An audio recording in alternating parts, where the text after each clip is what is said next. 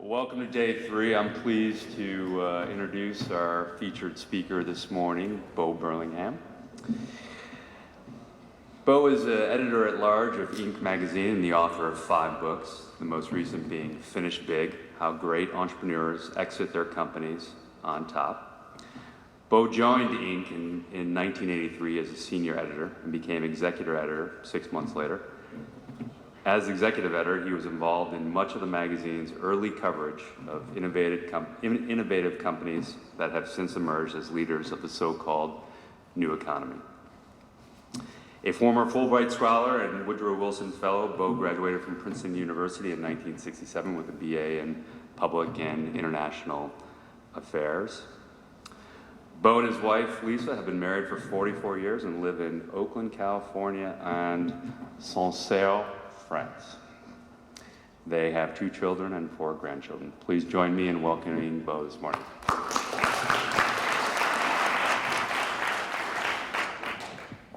Thank you, Justin. Hi, everybody. Good morning. Good morning. Okay, great. We're all here.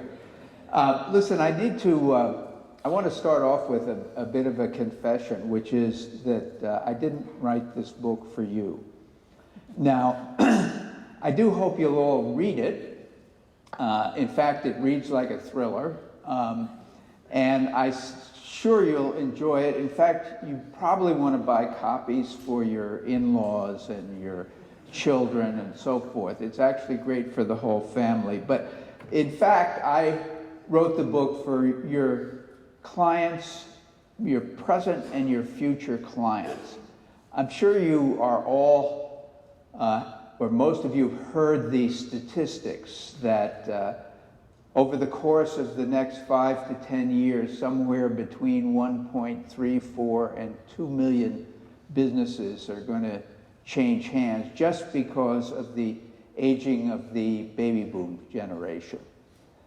Most of those people, as again, I probably don't need to tell you, are totally unprepared for what lies in front of them. And so I wrote this book really for them. And now the challenge is to get them to read it. Let me tell you how, and I should say that the fact, of course, that they are unprepared actually represents an opportunity for M&A professionals who begin now to develop relations with them that will, in fact, determine the success of your firms in the future. But let me tell you first about how this came about. This is, as Justin mentioned, I've been at Inc. for almost 33 years now. And for the last 20 years, I've written a column with this guy. His name's Norm Brodsky. And that's Norm in the company he used to own, called City Storage, which was a record storage business in Brooklyn, New York. Those are his boxes. He loves his boxes. Somewhere around 2006, 2007, I was getting together with him to decide what was the next column we were going to write, and he happened to mention to me that he had just come back from a conference, an industry conference, and that a private equity firm had approached him about buying his business. And he'd given the firm and said, well, you know, I'm not sure I'm ready, I've got a couple of conditions, and he named them, and the firm didn't blink an eye, said, fine, we can do all that. So Norm said to me, I guess I'm going to sell the business. Now this came as a big shock. He'd been in business for, 25 years at that point, and he was having such a great time doing his business that I was very surprised that he was going to leave. But then again, he had always told me that his ultimate goal was to sell the business. So me, being a journalist, said, why don't we write about it in the magazine? And Norm said, why not? Now, I'm sure some of you can think of a couple reasons why not to write about the negotiations for the sale of your company in a national magazine. But we went ahead with it anyway. And it sort of developed a life of its own. We literally, for the next 7 or 8 months, did a series called The Offer. And it gave our readers in as close to real time an account of what Norm was feeling, about what Norm was considering, about the kind of issues that they were talking about, and so forth. And it developed a huge following. At one point, we asked readers to tell us, to give Norm advice about whether or not he should sell his company. And we got hundreds and hundreds of emails, most of them saying, yes, Norm, go for it. And eventually Norm decided, yes, he was going to sell his company, he was going to go through with the deal. And we put up we had a cover story in Inc. magazine saying, Norm decides to sell. About 2 weeks later, when the week of the closing, I called him up to find out how he was feeling and what our next column was going to be, and he told me, I'm not going to sell. And I said, why not? And he said, well, it turned out that he had found something out about the buyer that had been withheld from him through all the negotiations, namely who was the key decision maker, and he had included, he had negotiated a number of things for the sake of his employees, and now he felt he couldn't count on the buyer to follow, to come through on the promises that had been made. So he backed out. Now, eventually, I will say that he did sell the company. We didn't write about that part. There were times when we were writing about it when the buyers who weren't so happy that we were writing about it would say, if I tell you this, is it going to wind up in Inc. magazine next month? So we decided after this first round that we would wait and write about it afterwards. And he did wind up selling the company for about $100 million,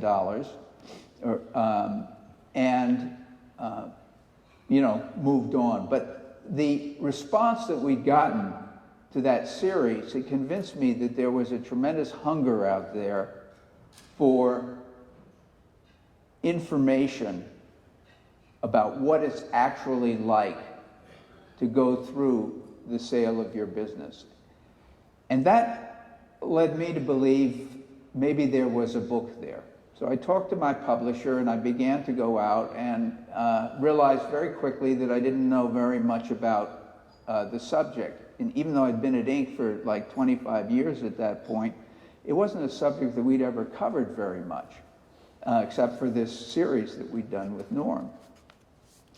So I went out and I decided, okay, what I need to do is to talk to people who've been through this. And over the course of the next couple years, I did somewhere between 100 and 150 interviews with people who had sold their companies.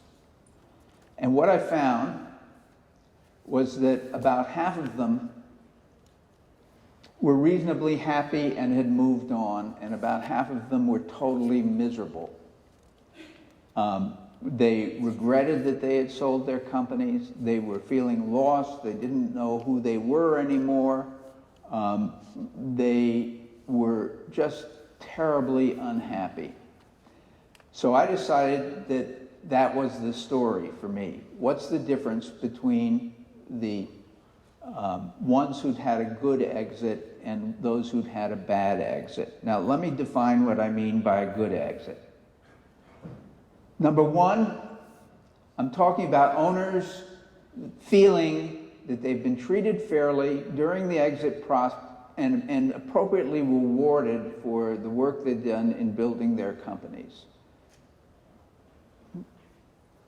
Number two, that they had a sense of accomplishment and that they could look back and know that they contributed something of value to the world. Number three, they were at peace with what had happened to the other people who had been on the journey and helped build the business with them, mainly their employees. And number four, that they discovered a new sense of purpose outside of their business and had moved on. And for some, there was a fifth. For some people, the company was going on without them and doing better than ever. That wasn't true for all of them, but it was true for a number of them. A bad exit was basically people who were missing any one of these things. And some of them were missing several. And that was the source of their regret. Now, as I say, I did all these interviews, and I decided to write this book basically about what the people who'd had good exits had done that the people who'd had bad exits hadn't done, and vice versa. And I came up with seven and a half things. Now, I'm actually not going to go through them right now. I don't think I have time. And in any event, they're mainly for people who are selling their business. Rather, I want to talk to you about some discoveries that I made in the course of working on this book that I think may be more relevant to you. The first one was that as long as I've been at Inc., I'd always thought of exits as an event. An exit was something that happened at the end. And I think that was true also of most of our readers. But the more I worked on this, the more I realized that that was in fact the wrong way to look at what building a business was about. We tend to think of it as sort of like building a house or building a factory or something like that. But that's wrong. The right metaphor is that it's a journey. And like every journey, it has a beginning, a middle, and an end. And the end is not when you build a great company. The end is when you leave that company. And that was something that I do now when I go out and that I tried to emphasize in the book. It changes sort of, once you realize that when you go out to start a business and build a business, you're on a journey, it does change the way that you think about what you're doing. The second thing was that I realized that an exit is not actually an event, it's a phase of the business. You know, you have the startup phase, you have the growth phase, you have the mature phase, and you have the exit phase. And that there are actually 4 stages to this. Let me go through them. Number 1,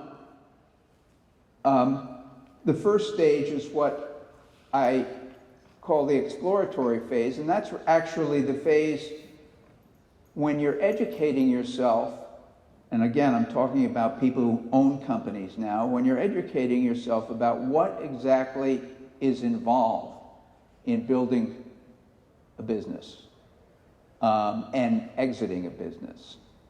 And how do you find out about that? Well, you talk to other owners who've exited, you talk to potential acquirers, maybe in some cases it will be large companies in your industry.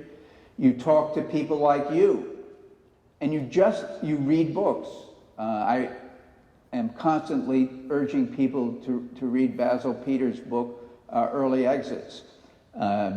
Frankly, you can also read my book, Finish Big. And you really are just sort of learning what it is, what the options are for you, and what is going to determine what your options are at the end. The second phase is the strategic phase, and that's when you actually begin building into your company the kind of qualities that are going to allow you to have the exit that you want. You know, the problem that most people get into, or that many people get into, is when they start their business, they have all the options in the world about where they're going to wind up. But as they go along, they start making decisions that wind up limiting their options. This is a phase in which I know some of you actually specialize. I mean, I was listening to Peter Hickey before, and it's what his company Mouse works on. I'm good friends with the folks at Evolution Capital Partners, and they are exceptional in the strategic phase in terms of providing the kind of guidance, information, support, and so forth that allows their entrepreneurs to have the kind of exit ultimately that they want to have. The third phase is the execution phase, and that's what I think probably most of you are come into the picture. It's when you call up a broker or an investment banker and you say, I want to sell my company, and then you go through the process of looking for a buyer. Problem is that most business owners start at this phase, and it's a big mistake. The chances of your having a bad exit are increased exponentially if this is where you start.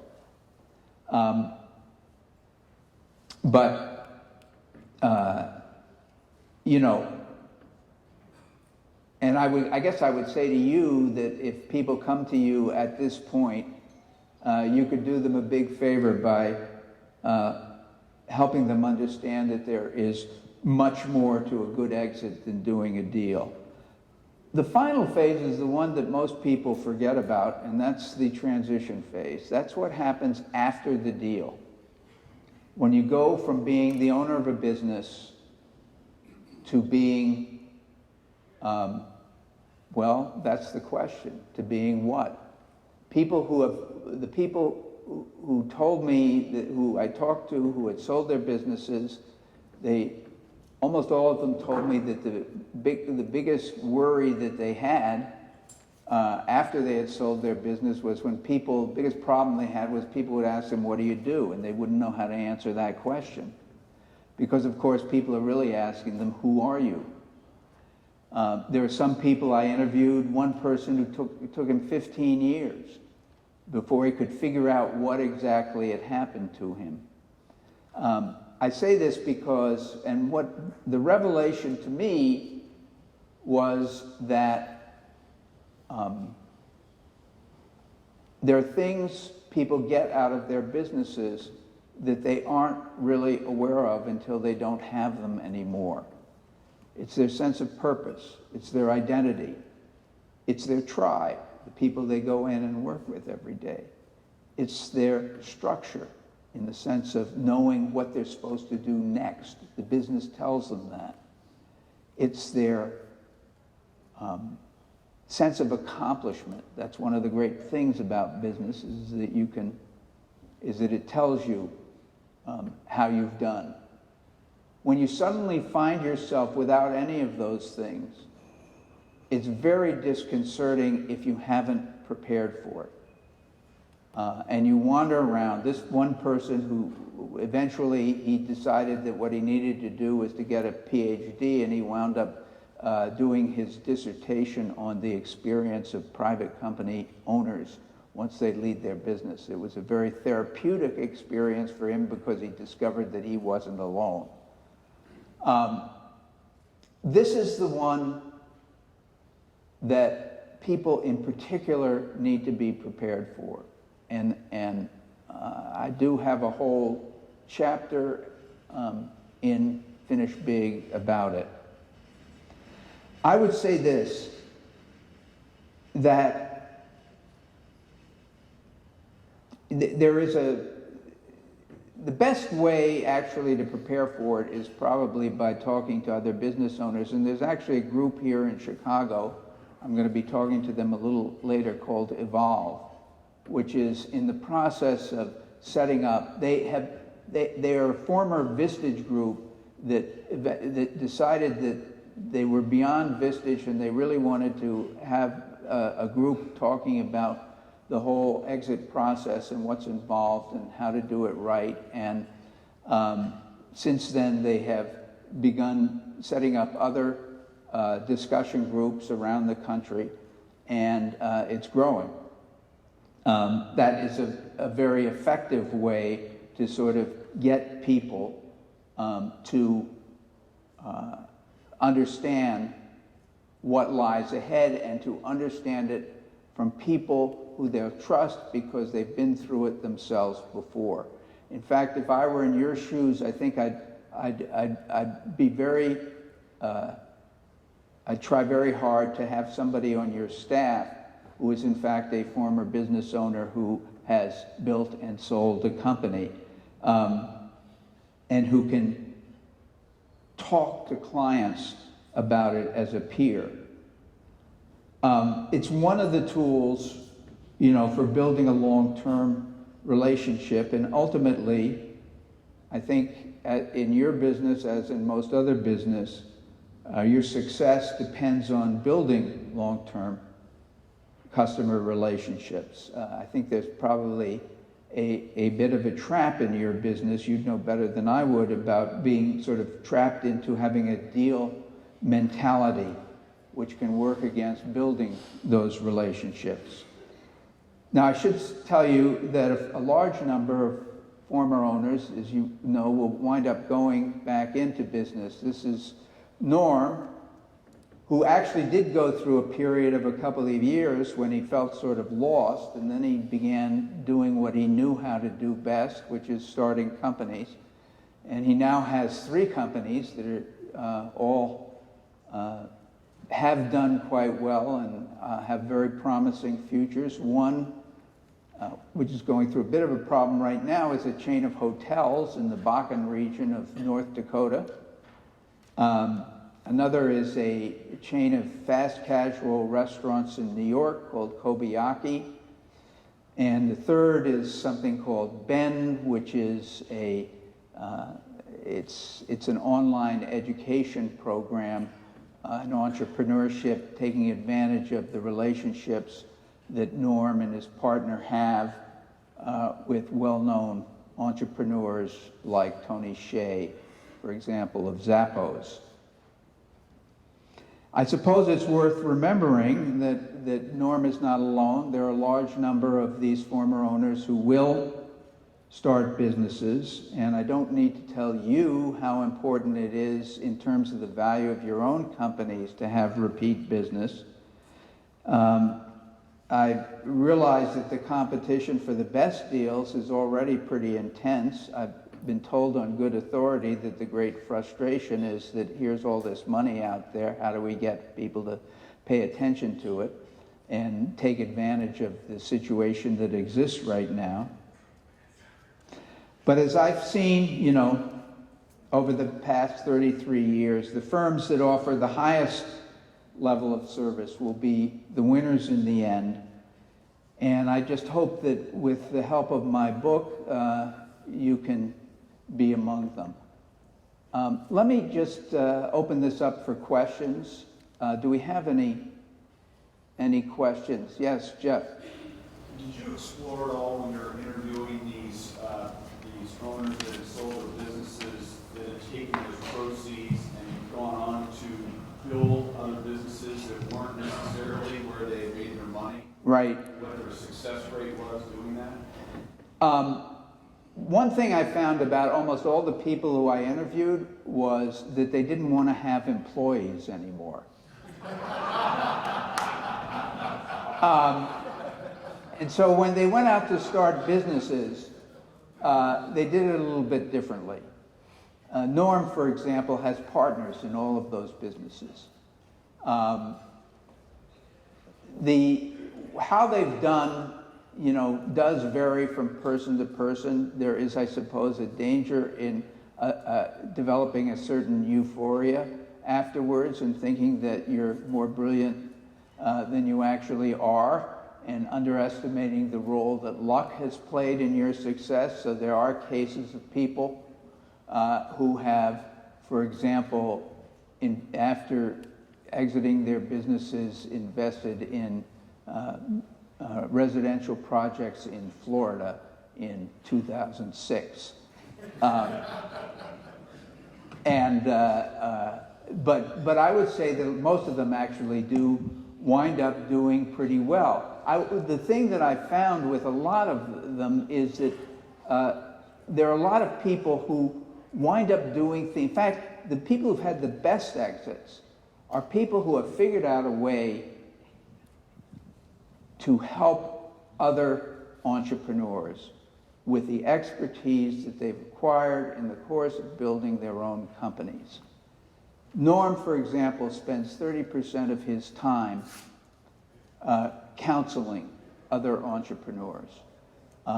Basil Peters is another great example. I've learned so much from Basil. And Basil basically is sort of devoting so much of his time these days to trying to help people to understand this process.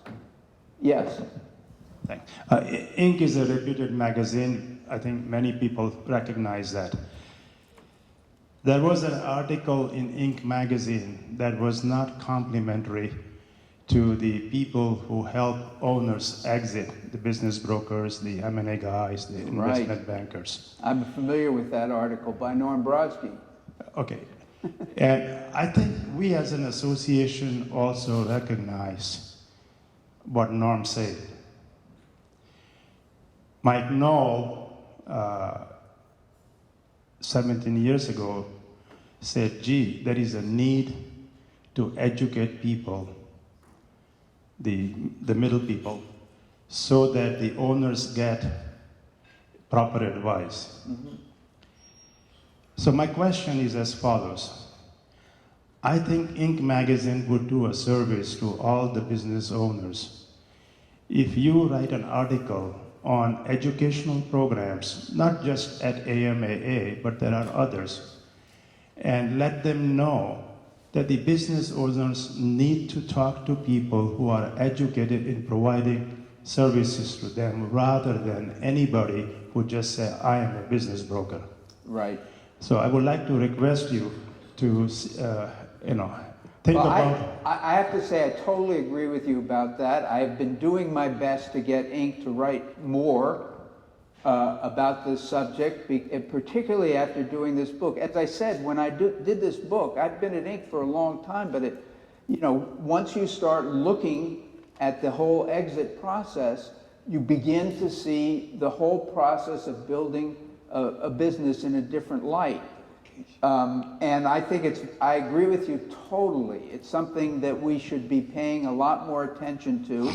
And I'll do my bit. And if any of you want to write to Eric Schoenberg, the editor-in-chief, or Jim Ledbetter, the editor of Inc. magazine, and tell them how important you think it is, that all helps.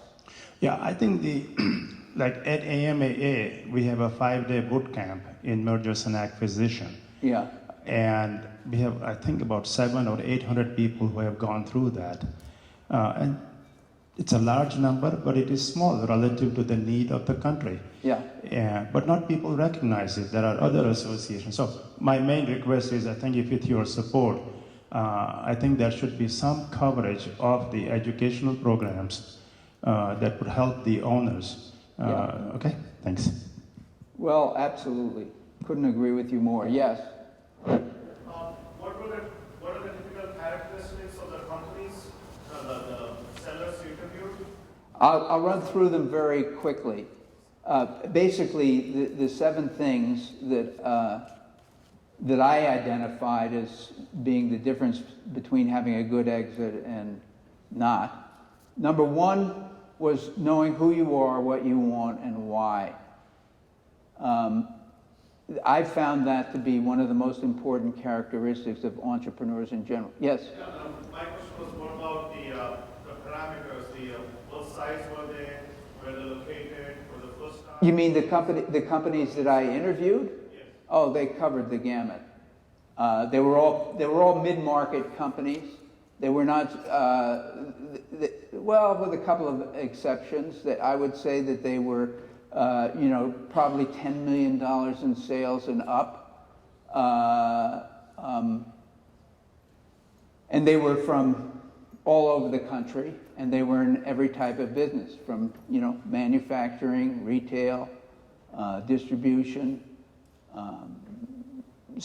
service companies, what have you. It was, by the time I was done, I'd pretty much talked to at least one of pretty much every type of company around. Yes?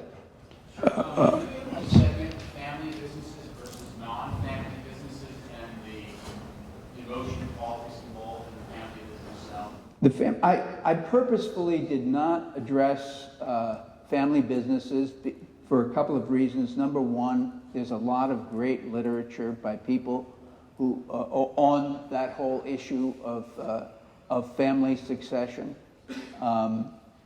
The second, but I think that there's a lot in my book that is of great relevance to family businesses, in part because family businesses face a lot of, owners of family businesses face a lot of the same challenges that other people face.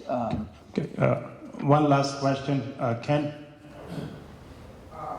Having been in the business for 30 years, I found your divorce stages to be very interesting. However, I would like to know about the force within the individual that causes him or her to trigger the process. In other words, what's causing them to investigate the exit? From my experience, it all revolves around the concept of pain. Well, that's interesting. I mean, my experience is that people finally look at the exit process when they suddenly realize they're not going to live forever. And that it often takes something like that. I mean, I can't tell you the number of times I've talked to people or talked to an audience and said, how many of you are planning to exit?